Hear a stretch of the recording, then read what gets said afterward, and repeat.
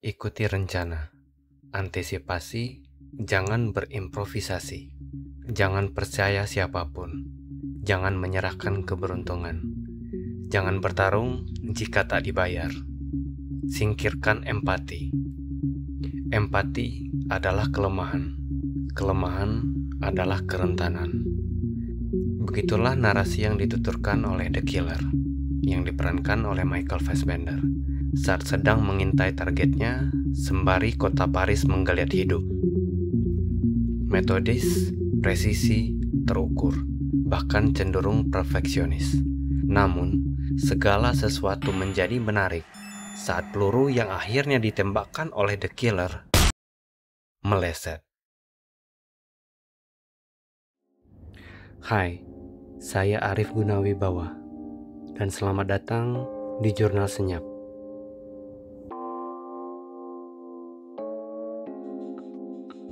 Nah, melesetnya peluru tadi menimbulkan konsekuensi bagi pengemban tugas.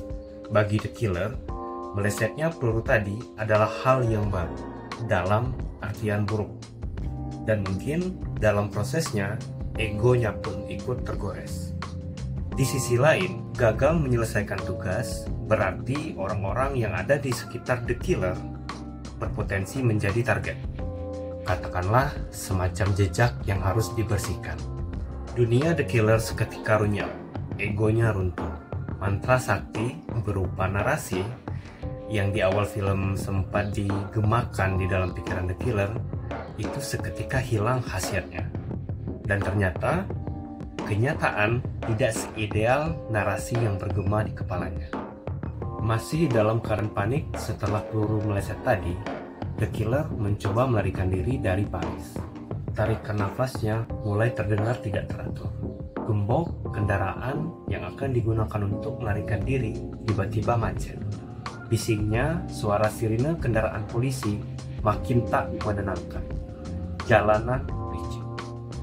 Kamera beberapa kali berfokus pada roda kendaraan yang seolah menyiratkan bahwa The Killer bisa saja jatuh. Kondisi yang dialami oleh The Killer pada saat kepanikan ini berhasil sampai ke penonton.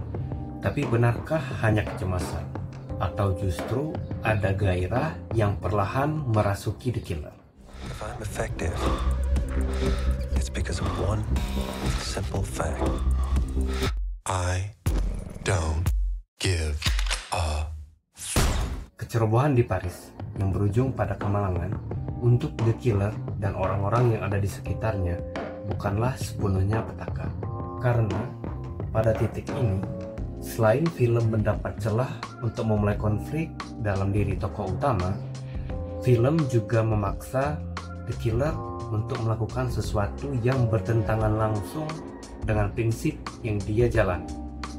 Sebab seiring bergulirnya durasi, The Killer seolah melupakan mantranya sendiri. Baris mantra atau prinsip yang sering dinarasikan oleh The Killer terkesan seperti omongan belaka. Karena apa yang tokoh utama narasikan dan apa yang ia lakukan justru bertentangan. Kecerobohan makin sering timbul dalam tindakan The Killer. Ia makin sering berimprovisasi.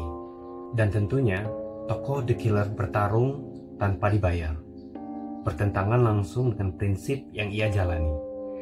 Seolah ia termakan oleh omongannya sendiri. Prioritasnya tertukar. Hal ini mengingatkan kepada Hutch Mansell dari film Nobody yang dirilis pada tahun 2021 dulu. The Killer dan Hutch adalah tokoh-tokoh kurang gairah hidup yang kebetulan mendapat sebuah celah, kalau tidak mau disebut sebagai alasan, untuk kembali kambuh. Celah bagi tokoh utama film The Killer tentunya kejadian peluru meleset di Paris di awal film tadi. Kejadian yang secara tidak langsung membuka pintu bagi dirinya untuk melakukan tindakan yang sesuai dengan namanya, The Killer.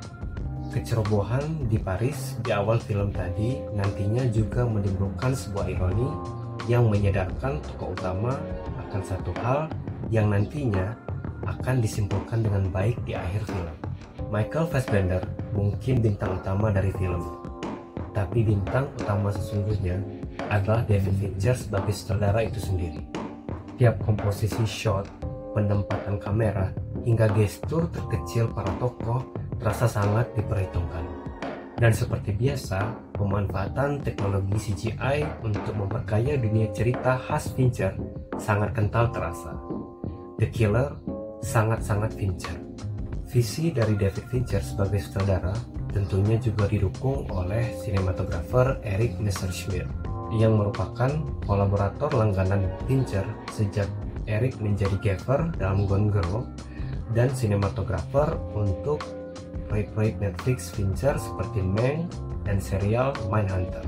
Sinematografi dari Eric menjadikan tiap pantulan kaca, bias cahaya, dan bayangan objek serta penempatan kamera terasa begitu memanjakan mata. Namun, yang lebih memanjakan mata dan telinga adalah performa dari Michael Fassbender sebagai The Killer itu sendiri. The Killer hidup dalam performanya. Narasi yang ia gunakan untuk menghibur diri sendiri di sepanjang durasi ternyata juga berhasil untuk menghibur penonton. Dan tak jarang juga, narasi tersebut juga kadang menggelitik. Sorot mata dan raut muka yang ditampilkan oleh Fassbender setajam peluru dari tiap tarikan pelatuk senjata api mirip karakter yang ia perankan. Dan tentu saja, performa fisik Fassbender saat adu jotos brutal di pertengahan The Killer menjadi salah satu bagian paling berkesan dari filmnya. This is what it takes if you want to succeed.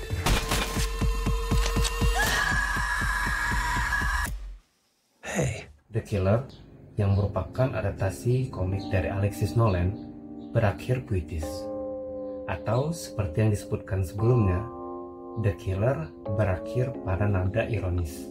Tokoh utama membunuh prinsip yang ia narasikan sebelum kejadian peluru meleset di Paris, sekaligus menerima bagian terbaiknya. Satu-satunya jalan hidup adalah yang telah dilewati. Jika dalam hidup yang singkat ini kau tidak bisa menerima hal itu, mungkin kau bukan bagian dari yang sedikit. Mungkin kau sama sepertiku.